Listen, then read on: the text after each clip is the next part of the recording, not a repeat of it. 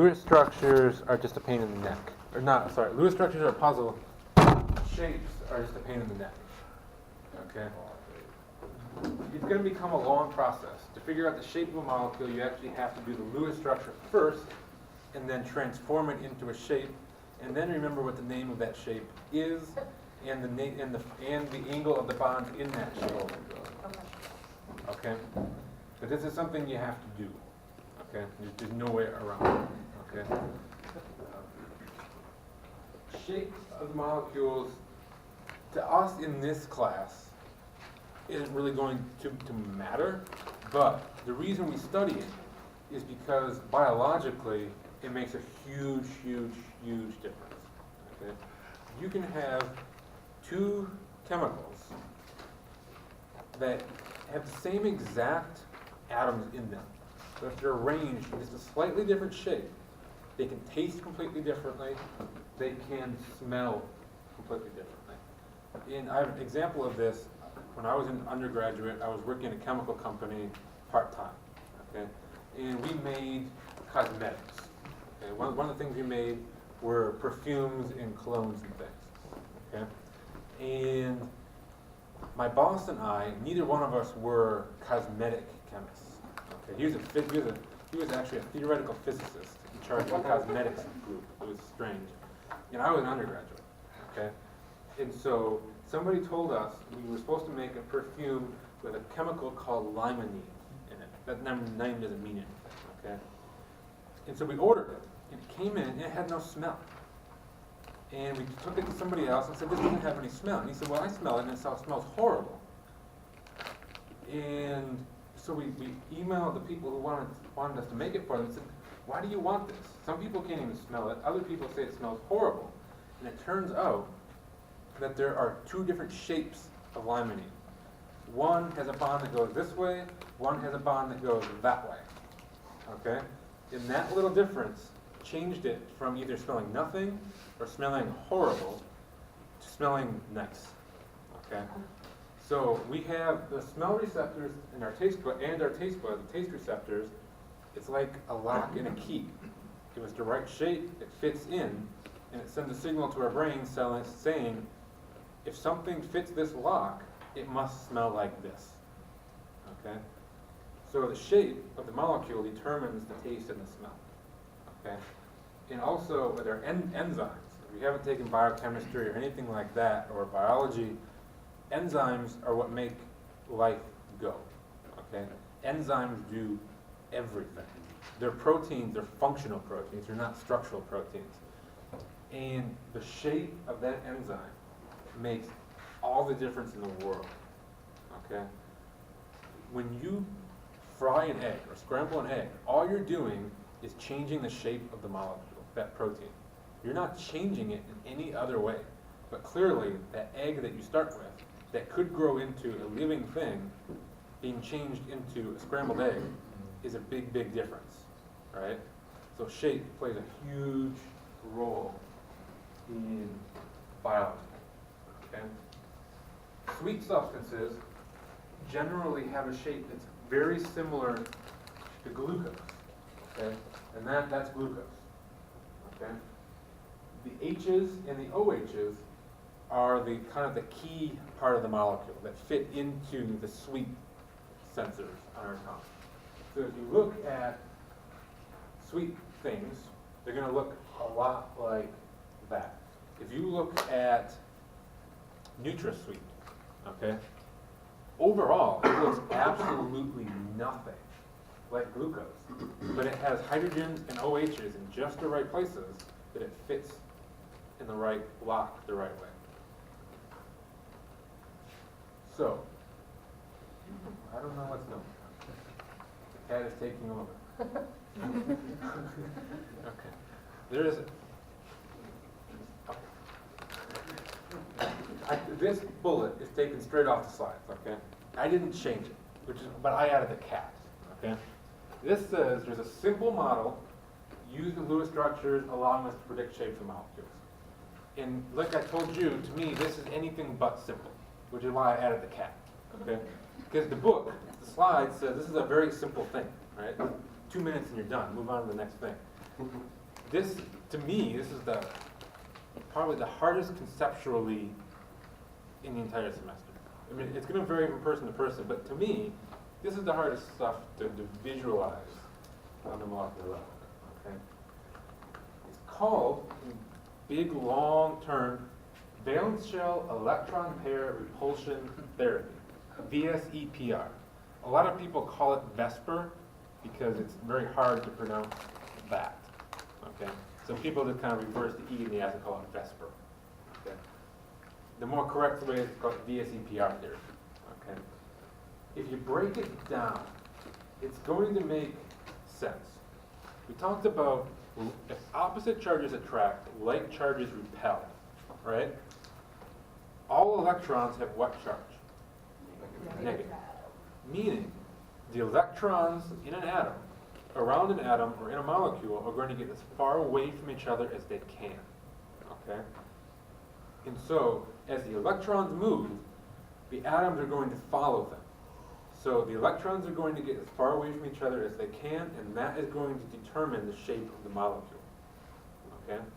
Which is why it's valence shell, because in our Lewis structure, we're only dealing with the valence electrons, right? But it's valence shell, electron pair, because electrons are always in pairs, repulsion theory.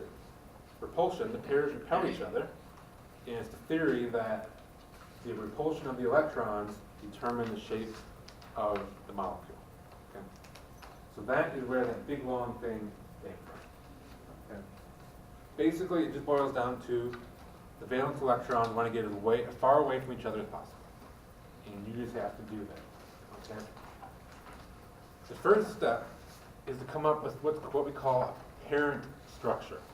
Okay? And you get the parent structure by drawing the Lewis structure. Okay? And then you're going to find your center atom and count the number of things attached to it. And a thing can be an electron pair that's not bound, it's not part of a bond, just a lone, we call it a lone pair, a single bond, a double bond, or a triple bond. Any of these things count as one thing. A triple bond is one thing. A pair of electrons that doesn't even form a bond is one thing. So you count how many things are around your central atom. Okay? Then the parent structure takes those things and maximizes the distance between them. Okay? This is where we come back to our shriveled up old tangerine. And we have marshmallows and toothpicks.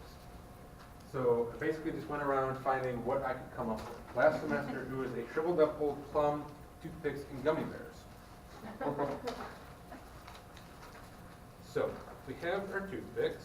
Our toothpicks are going to be our bonds. Our marshmallows are going to be our outer atoms, or things. There are things. Okay. So if I have two things attached to my central atom, I'm going to put the first one here.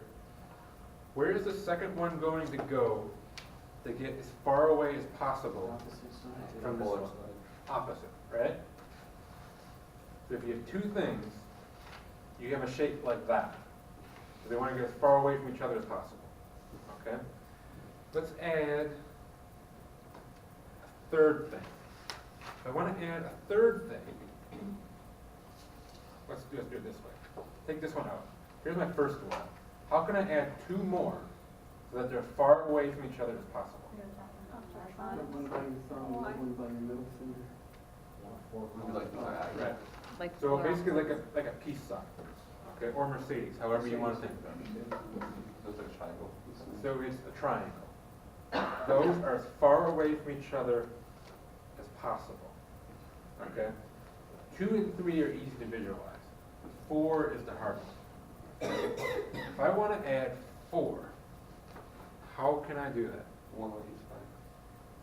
So if I put, say, 12, 3, 6, and 9 o'clock, that looks like they're as far away from each other as possible. What about if you put one in the No, I would middle? say the top The bottom, one where your thumb is, one where your forefinger is. So you're saying, Not that one.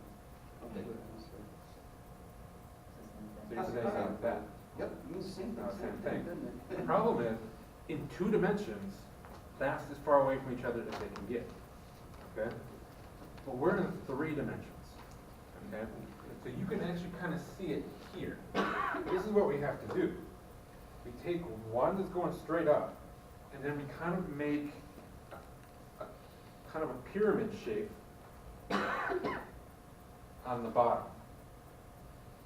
Okay? And when we do that, what we see is we can turn it, and if I put them in the exact right places, what you would see is that when I turn it, it always looks the same. One going up, and then a triangle going down. Okay? So that, if you have 4 things, that is what it looks like. Okay? It's in 3 dimensions.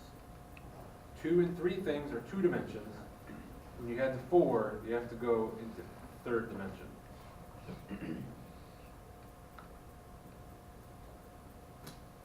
Not completely dried out. Okay, so here is methane. Methane is CH4. How many things are around our carbon? 4. 4. We have 4 single bonds, that's 4 things. So methane is shaped like that. Okay? When you have that shape, those bond angles are 109.5. You just have to memorize that. Unless you can think about that geometrically, which if you can, props to you. But otherwise, you just have to remember, if you are in this shape, that bond angle is 109 degrees. And every one of these, between every pair, is 109 degrees. Okay? I think there's a slide that shows all the bond angles, but if we go back to our 2, what's our bond angle? 180 degrees, right? If we go back to 3, what's our bond angle? 120. So it's 360 all the way around, and there are 3 angles I have to add up, so that's 120 each. Okay. So those, if you forget on an exam, you can kind of think and figure it out. This 109, good luck. I would remember it. Okay. Yeah. So here are our 3 parent structures. Okay. If there are 2 things, it is linear. It's 180 degrees. You need to know that these names also. It's linear. We have 2 things, it's linear, 180 degrees. If there are 3 things, it's called trigonal planar, it's 120 degrees. It's called trigonal planar, the trigon, like I'm drawing a blank on the 3-sided shape. Triangle. Like a triangle, okay? I mean, it's called planar because they're all in the same plane. You see that? They're all in, we call this the plane. If we have one going up, these 2 are not in the same plane as that, okay? So these are all in the same plane, so it's trigonal planar. If you have 4 things, we call it tetrahedral. Tetrafourhedral, I don't know. Yeah. It's tetrahedral. Okay? You have to remember the name tetrahedral. Tetrahedral is going to come up all over the place. You have to remember tetrahedral, and the tetrahedral atom is 109.5 degree bond angles. Okay?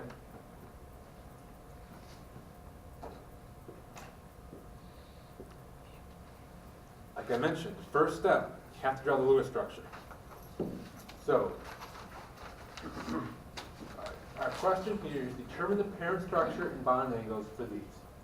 So NH3, the very, very first thing we have to do is draw the Lewis structure. Okay? So a molecular shape question is also a Lewis dot structure question. Okay? So let's do our ammonia. There are 5, 7, 8 5, 6, 7, 8. So 1, 2, 3, 4, 5, 6, 7, 8. There is our Lewis dot structure. How many things are on that nitrogen? 4. 3 single bonds and a lone pair. Okay? They all count the same. So there are 4. What is the parent structure of ammonia? Tetrahedral. And what are the bond angles? 109.5. Okay? You may see in the book, I don't know if it's in there or not, that if you have tetrahedral, in one of them there's a lone pair and not a bond, that it kind of repels these stronger and the bond angle is less than 109.5. Technically that is correct. Some of the other professors here make their students know that and think that, okay? Instead of making you remember that, if it comes up on the final, I will tell them, okay, actually, I will tell them that I did not make you learn that, okay?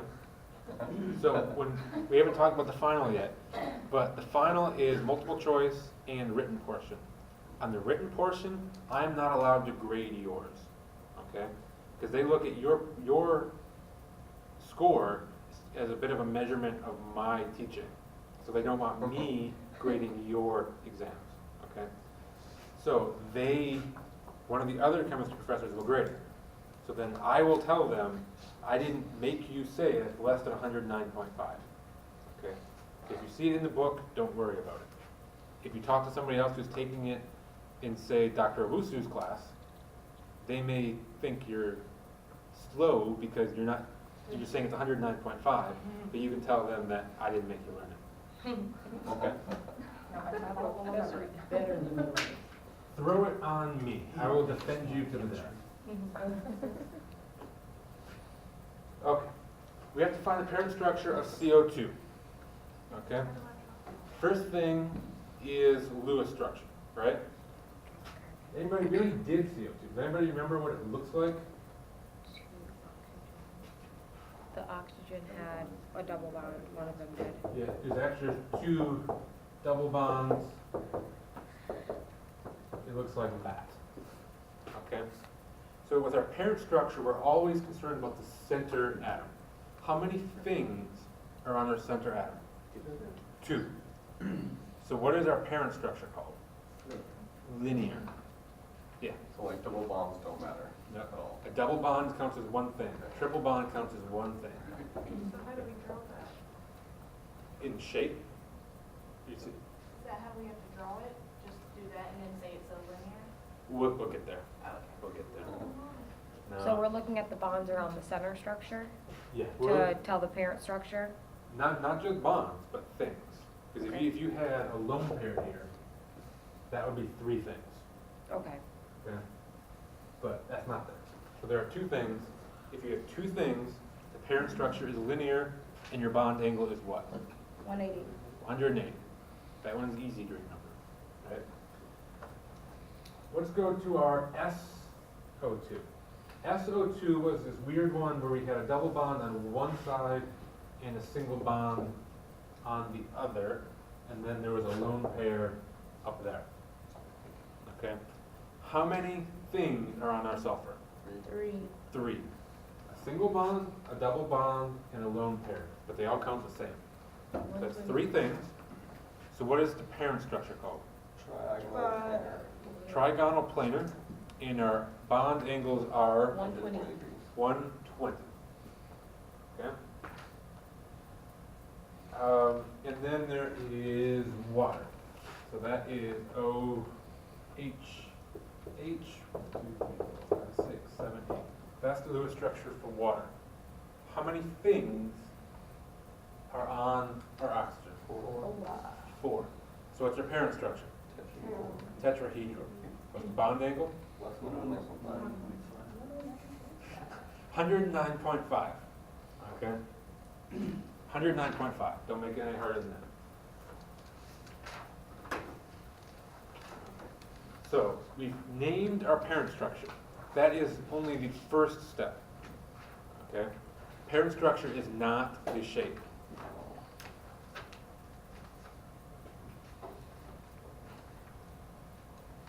the shape only includes the atoms, not the lone pairs. So what you have to do is you have to imagine this in 3 dimensions, and then imagine that you have balls where the atoms are, and then nothing where the lone pair electrons are. So here is our water, okay? Here's our 4 things. You see the parent structure here? Tetrahedral with the one going up, and then the pyramid underneath, okay? But when we draw the shape, we don't draw the lone pairs. So the shape is just that. It's just that part of it.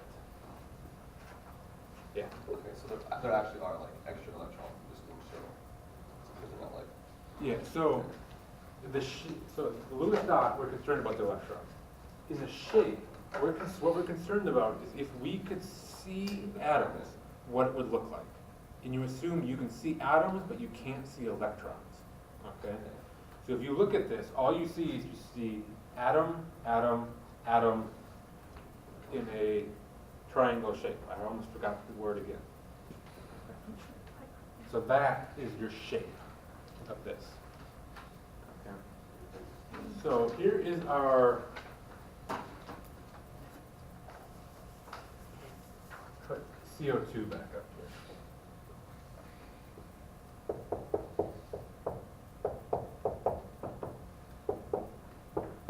Here's CO2, there's SO2. Why do they have different shapes? Lone pair. Uneven amount of electrons. Right. So this one, this parent structure is linear, right? But there are no lone pairs, so you see everything, right?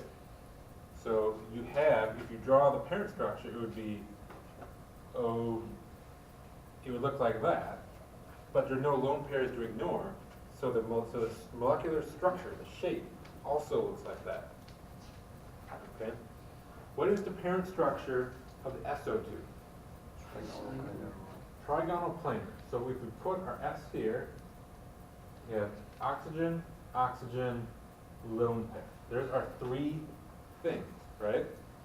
In our shape, we erase the lone pair, and so we're left with this, what we call bent shape. Which is why even though both CO2 and SO2 have a center atom and 2 oxygens, CO2 is straight, it's linear, and SO2 is bent. It's all because these lone pairs repel these bonds and make them go down. Yeah. Is there a way to distinguish the trigonal planars from the tetrahedral when they're like lone pairs? Because like they look exactly the same. Only you draw it. So like you draw it, they look exactly the same. The bent, I mean, so that, Like so H2O. that bent versus that bent? Yeah. What would This be is the angle. bond angle here? 185. What would be the bond angle here? 120. 120. So you have to know like the bond. So you'd have to, yeah. So on an exam or something, if this would be, I think there's a table with the names, all the shapes we'll go through. I think this is called bent, and that is called bent, but they have different bond angles.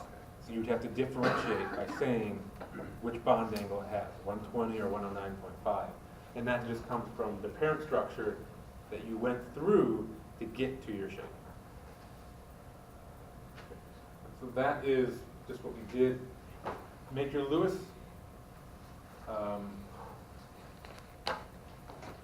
Figure out your parent structure. Draw your parent structure and erase the lone pairs. Okay? If you can skip that step, if you can picture it in your head and say, this is what it's going to look like, and if I take away those lone pairs, this is what it's going to look like now, good for you. Okay? If you can't, draw the whole thing and erase your lone pairs. Okay. So here's a table. This may or may not help you. I think it's 2 or 3 slides long. Okay? It's every combination of parent structure and number of lone pairs. Okay? So if you have linear, you're always going to have both of your things are going to be atoms, okay? They're going to be bonds. You won't have something that's linear that has one bond and a lone pair. That just wouldn't happen, okay? If you have two things, say A is our center atom, then X's are our things on the outside. So if you have something that is in this parent structure, linear, your shape is going to be linear. There's no other way around it, okay? If you have an A and then three things around it, you have three things and all of them are atoms, okay? Your parent structure is what?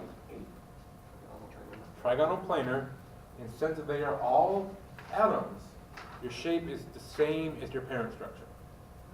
So your shape is trigonal planar. But if one of them is a lone pair, you look like that, you erase your electrons, and you just get that bent shape. Does everybody see that? Yeah. So as long as you're focused on number of things rather than number of bonded atoms, then you're Right. safe. If you focus on things to get the parent structure, and then you focus on the atoms to get the shape.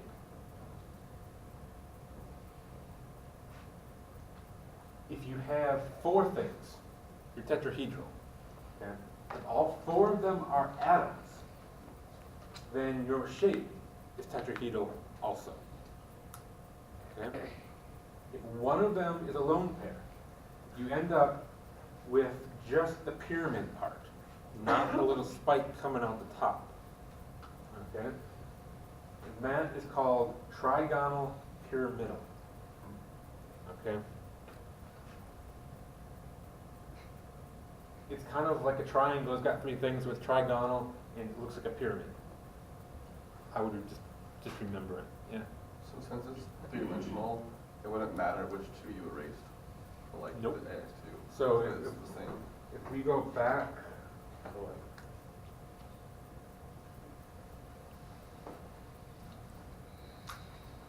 if we go back to this, if I take away that one, it looks like that, right?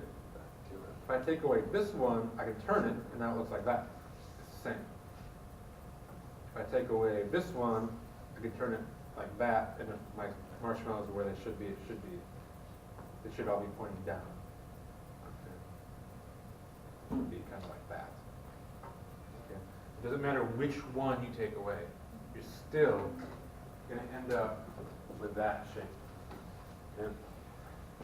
If two of them are lone pairs, you start with that, it looks like that, you ignore, just erase the lone pairs, and what you're left with is another bent molecule. Like you were talking about before, this bent is different than that bent, because this is 120 degrees, and this one is 109.5. What do you mean by lone pair? Like just, So the lone pairs are these Okay, so- electrons that are on an atom, but Mhm. not part of a bond. That's okay. called a lone pair.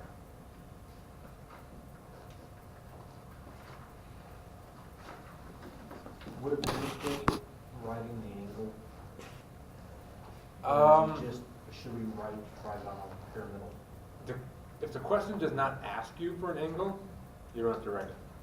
If the question asks you for an angle, write it. Okay? Yeah. What's the angle for trigonal pyramid? So, the angle is just determined by the parent structure. Okay? So everything here has 109.5. Okay? Yeah. Do you know like each individual shape name? Yes. It's fair game to ask you a shape, and it can be any of these. But you would like show like the pair. Like you would show the So in non-bonded pair. So if you had a question that said, draw the molecular shape of SO2, okay? You would have to do the Lewis structure, draw it, erase your lone pair. There should not be lone pairs in your shape drawing. okay? They just shouldn't be there, okay? You want to use lines to just sticks to hold things together in a shape, okay? So that would just be bent. This would So be XO2 be bent. bent, and if the question asks you to label the bond angle, So we're at like the H2O would be trigonal pyramidal. It would look like the same shape. Or it'd be bent. H2O is bent also. It started as tetrahedral, because there are two lone pairs on here. But we erased them to be left as that. And so we have a bond angle of 109.5. And here we have 120 degrees. But they're both bent. But they're both called bent. It's not bent and more bent. They're both bent, and then you have to give bond angle. Okay. But if the question just said, what is the name of the molecular shape, you could say bent for either of them, and it would be correct. If it just says name, but it would probably say name and angle.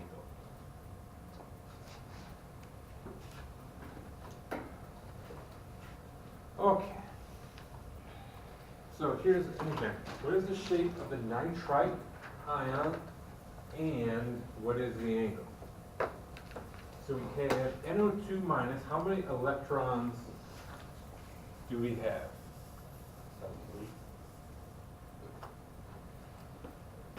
2 oxygens is 12, plus 5 is 17, plus 1 is 18. Don't forget the 1 that comes from the negative, okay? If you add it up and you have an odd number, that means you're going to have an electron by itself, and that can't happen, right? So you know you did something wrong. So here's our NOO. We have 18 electrons. Let's go 1, 2, 3, 4, 5, 6, 7, 8, 9, 10, 11, 12, 13, 14, 15, 16, 17, 18.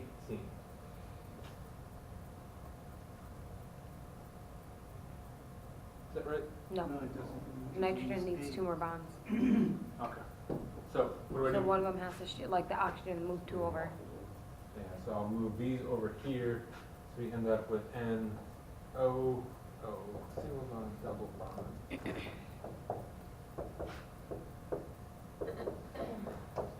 Brackets too. Yeah, thank you. Minus, okay. That's our Lewis structure, okay? So how many things are on our central atom? 3, which makes the parent structure what? Trigonal planar, okay? So, the way I would do it is start with trigonal planar. I got 2 oxygens in a lone pair. Would you Okay. erase the lone pair though? And then come back, erase the lone pair, and you're left with what shape? Bent. And they ask what is the bond angle? 120, because this bent came from trigonal planar, right? Yeah. Why doesn't it show it as like bent? Like on test, would it show it bent and like that? No, no, it would not. It doesn't show it there because it's text and it can't do that. But no, it would not, because that'd be giving you the answer basically. So they're going to give it to you in linear form and make you figure it out. Okay. There are the steps if you need to go through it later. Okay. Well, there can be polar molecules also. We talked about polar bonds, right? Polar covalent, non-polar covalent. There can also be polar molecules and non-polar molecules, okay?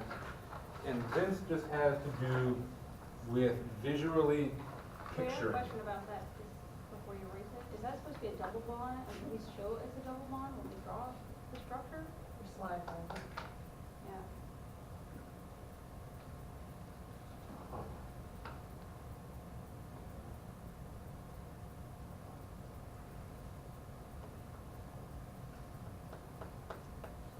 trying to decide what to tell you.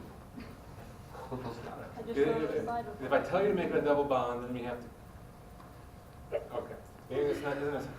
Tell me if this is tricky. Okay. If you have a double bond,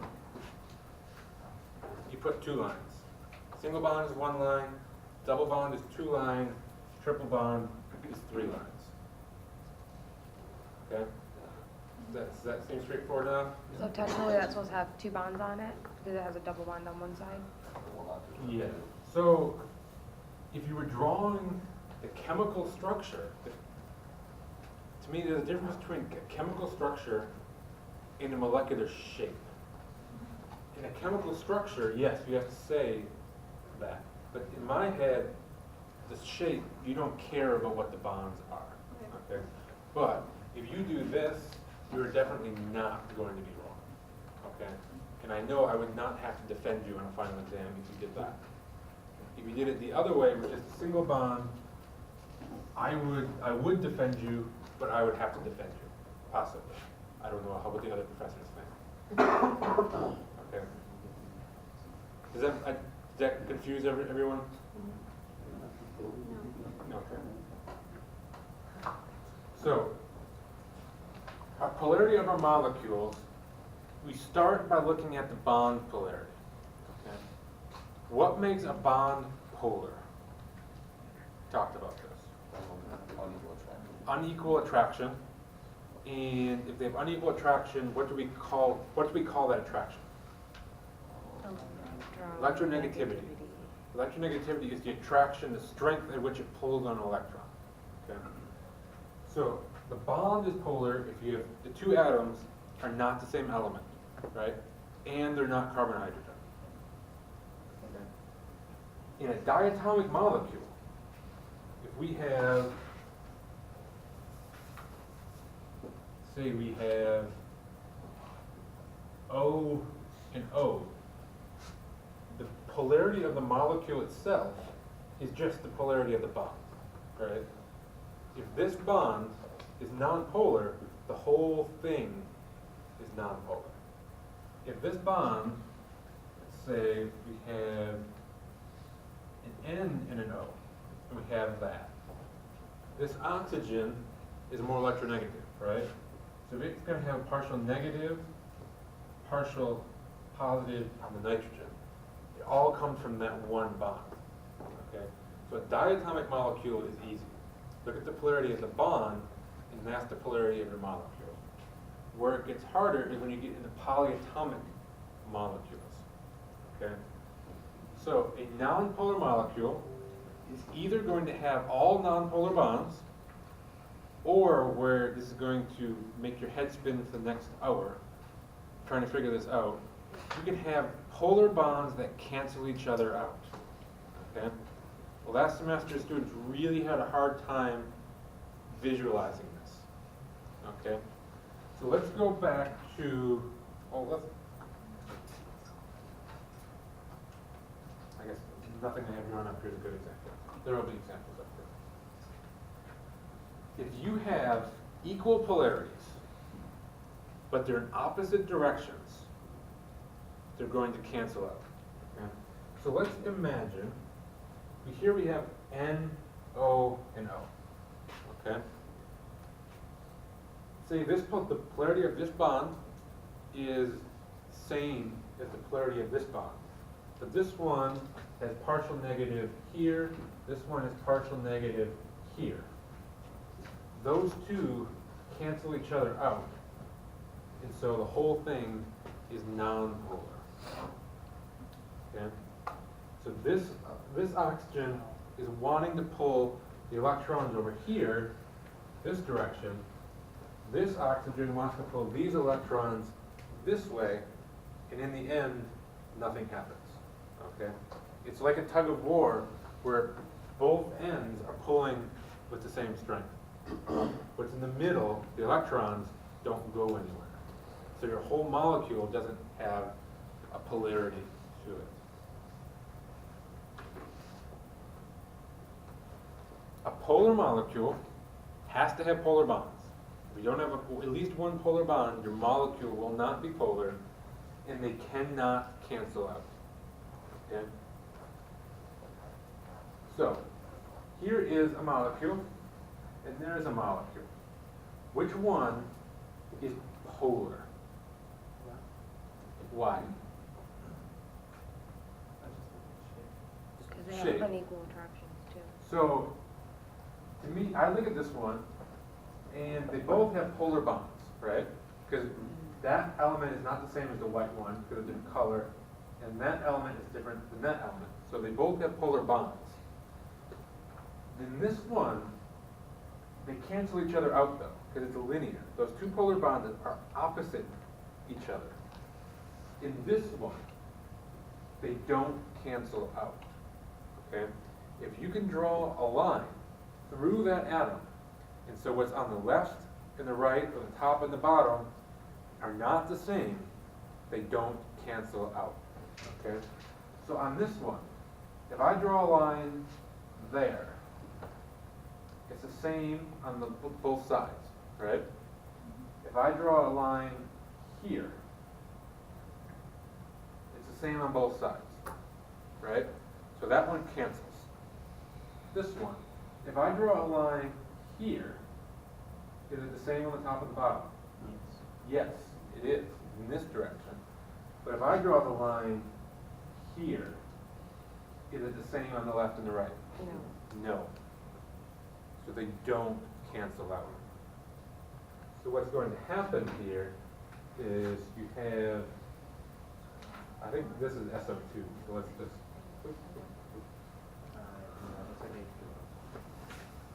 is it H2O? Yeah, they did reuse the oxygen hydrogen. Good catch. So let's go oxygen, hydrogen, hydrogen. Time to go home. Okay. So what happens is you have this negative pulling that way and a negative pulling that way. Okay? If you've taken physics and you've done vectors, it's probably a whole lot easier for you. I don't know how many of you have done vectors. Okay? But you see how the up, this one kind of goes partially up, this one kind of goes partially down, right? The up from that one cancels down from that one, which is why if we draw a line there, it's symmetrical. But both of them are going left. So there's nothing to cancel out going that way. So it's, you have this net polarity at the end.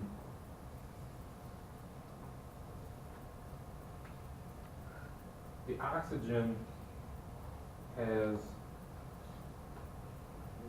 a partial negative, and both of these have partial positive, like it shows. And the trick is picturing it in 3 dimensions and figuring out if the bonds cancel. Okay, that's the hardest part. So here is SO3. Okay. So are the bonds in SO3 polar or nonpolar? They're polar just because they're not the same element. They're not the same element, so automatically they are polar. But that is symmetrical, okay? It's like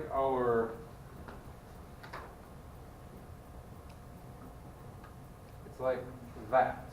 I can draw a line right through here, and it's symmetrical, okay? If you're able to think about it in terms of forces, this one is canceled out half by that one and half by that one, because it's right in the middle of them, okay? Otherwise, you can look at it and say, well, that's symmetrical, right? A triangle like that is symmetrical, so they all cancel out. So if you were to try to slice it, it would be by the plane of, So when you slice this, you would have to go right down the middle of one of the oxygens. So each side has an oxygen, a whole oxygen, and then half of an oxygen. so it could necessarily, or it could be split on a trigonal planar or a tetrahedral. Yes, the trigonal planar is easier to visualize. Because this one, you can easily imagine drawing that line and splitting it, right? The trigonal planar is really hard to draw that line because it's in 3 dimensions. I can't draw a 3-dimensional line with a laser pointer, right? So you have to realize that I can turn this any way I want.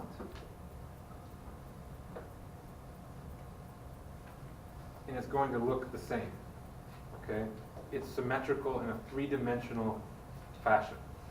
So, in this case, since all of them are chlorines, all of the bonds are equally polar, and when you take all 4 of them together, they cancel out. Okay? That is probably the hardest one to visualize. Do you agree? You just have to take it for granted that if you have all 4 of them, and they're all the same, they cancel out. What would happen if you removed this top chlorine? Would it be symmetrical then? No. Because then I can draw a line like this, and I have 3 chlorines on the bottom and none on the top. In Okay? order to be symmetrical, do you have to be able to draw a line from every direction, like, in a even? No, because I'll say on this one I could draw a line like that, Okay. and that's not symmetrical. That's not, it's not a mirror image top and bottom, but that molecule is symmetrical because there is a line that you can do it. Yeah. It might just be easiest to say you can draw any line along the bond as it's going with the bar example. Yes, you could say that. So when you draw a line, it has to go through a bond. You could say that.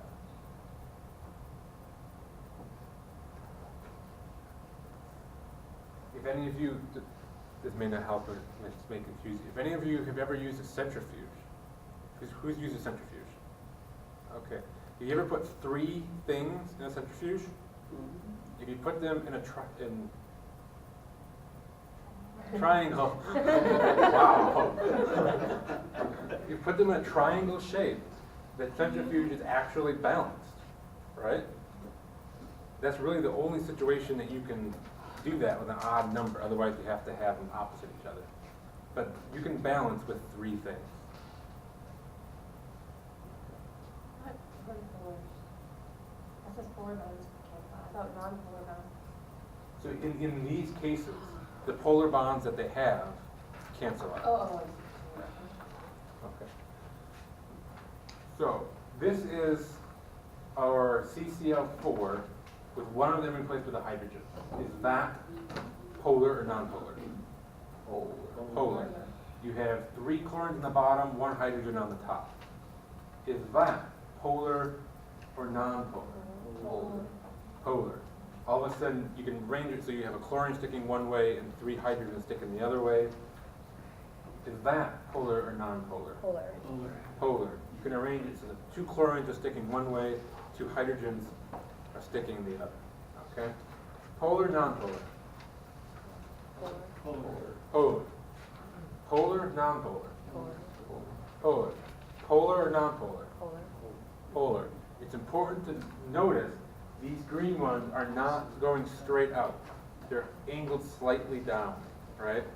So if I draw a line like that, then all the chlorines are on the bottom and there's nothing on top. Polar or non-polar? Non-polar. Non-polar. They're polar bonds, but they're in that triangle shape. They're in a triangle shape and they cancel each other out. Okay? So, if you were going to, we're gonna stop here, okay? But you're still responsible for this, okay? If you were asked this question, polar or non-polar, you have to go through the entire process. Lewis structure, to parent structure, to shape. Get your shape, and then figure out, is it symmetrical? Okay? That is how you would do that. Okay?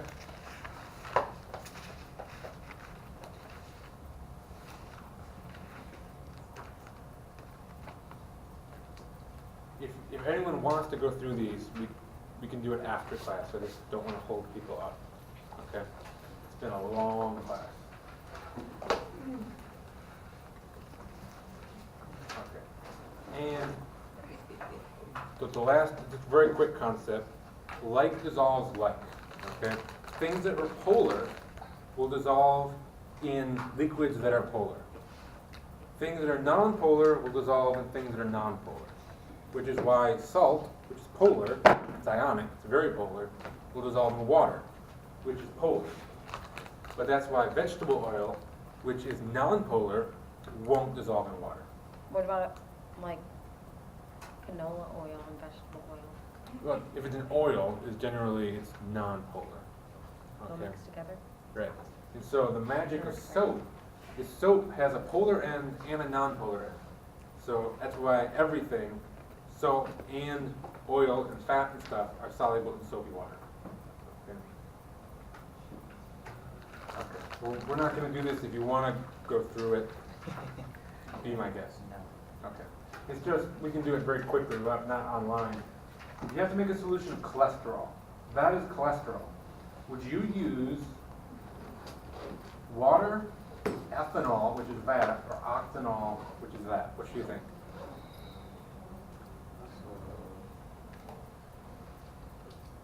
Does that look polar or non-polar to you? It's basically all carbon, right? It's slightly polar. There's a little oxygen here, but that little bit of polarity is overwhelmed by this huge thing that's non-polar. So it'd If be it's carbon non-polar bonded to by carbon, it's completely non-polar over here. So cholesterol is basically non-polar. So you would put it in the most non-polar solution solvent that you have, which is octanol. Okay? Because again, like this, there's an OH down here, but then a whole bunch of carbons. Yeah. So like the higher the ratio, the more polar it is. The more carbons you have, the less polar you are. Does that make sense? So if you had a whole bunch of oxygens, then it would be more polar. Because then you have more polar bonds. So the one on the bottom is just more polar than the one on the left. No. 'Cause this has, There's more carbons.